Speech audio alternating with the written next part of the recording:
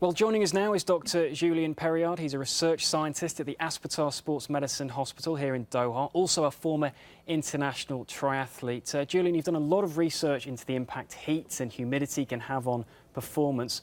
What sort of an effect is that having in Rio at the moment? At the moment at Rio, I think the main factor with heat would be the heat as well as the altitude, so in combination heat and altitude. So the temperature itself wouldn't be dramatically hot, so it would be between 25 and 30 degrees, but the effect of, the add-on effect of the humidity being up to 80% relative humidity, that would have a serious effect on the performance of the athletes. So the sprinters wouldn't have much of an effect, but the long-distance athletes, they would have an effect of the environment on their performance.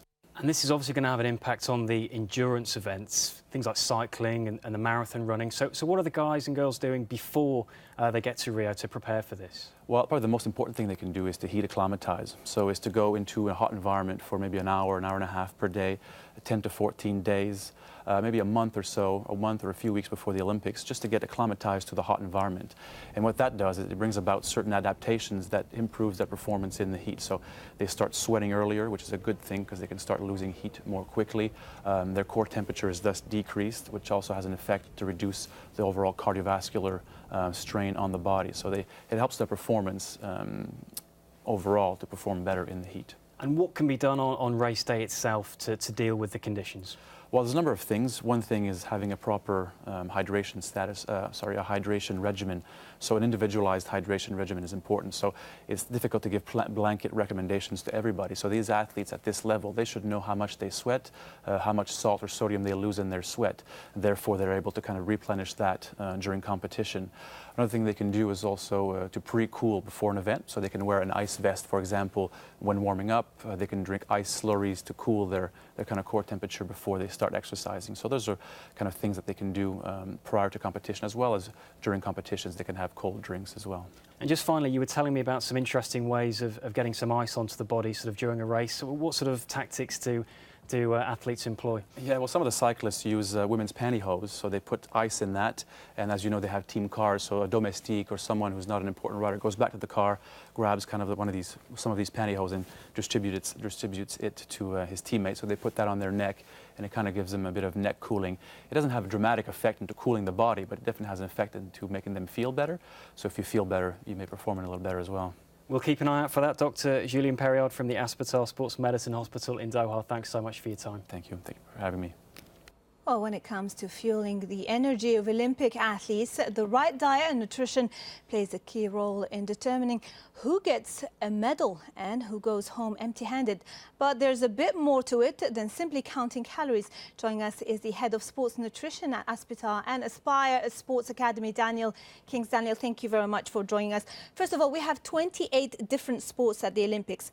What are some of the different nutritional requirements for different sports and different athletes? For example, let's take a weightlifter, a male weightlifter, and a female or a small female distance runner.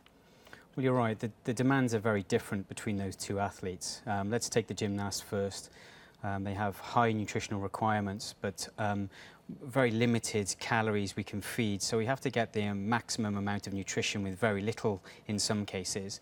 And you compare that to a weightlifter who is more power and strength predominantly, and whose goals are to increase muscle mass and stay lean, where we're able to feed them a little bit more calories and protein-based calories.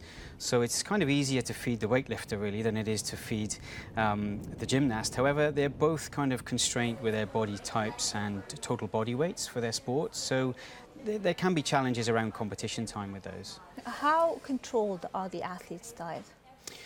Again, if it's a weight class sport, for example, boxing, judo, they have to be controlled pretty much, all of the year, really. But they are humans, athletes. So what we try and do is they have to focus hard during their core preparation periods and competition periods. But we allow them some cheat meals along the way, and especially in their off-season, we encourage them to be like normal human beings, their own age, socialise and enjoy their friends and use food as part of that. What do they get to have leading up, building to the actual competition, to the event? So if we take something like the Olympic Games at the moment, the hard work's really been done. So actually the athletes have got quite a bit of time on their hands. So the main problem we have is boredom eating.